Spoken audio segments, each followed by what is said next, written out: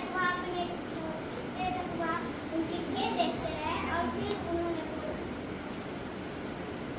यह लड़का तो सचमुच बहुत बुद्धिमान है। इतनी छोटी उम्र में इतनी बुद्धि का होना तो आश्चर्य की बात है।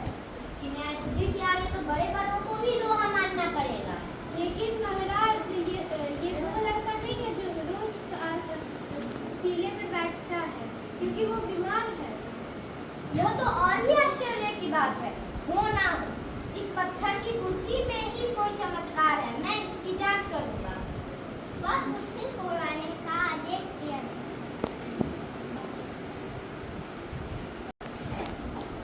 इसे निकालो।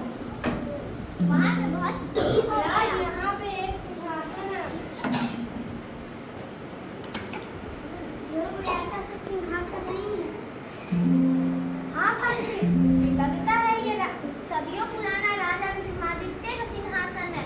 इसीलिए इस सिंहासन को राज दरबार में रख दिया जाए। मैं इस पर बैठूंगा और अपनी प्रजा की फरियाद सुनूंगा और उनका फैसला करूंगा। उस सिंहासन के चौपाइयों पर बारीकी और खूबसूरत मूर्तियां बनी।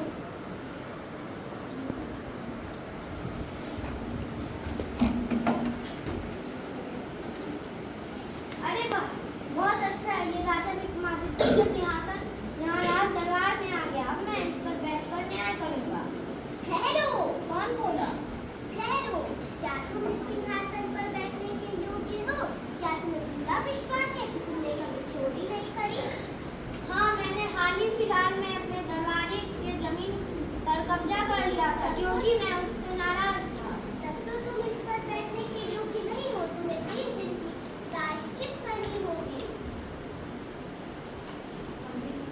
राजे के शास्त्री अंदर। दूसरा दिन। तीसरा दिन। चौथे दिन राजा दरबार में। ठहरो। क्या हुआ?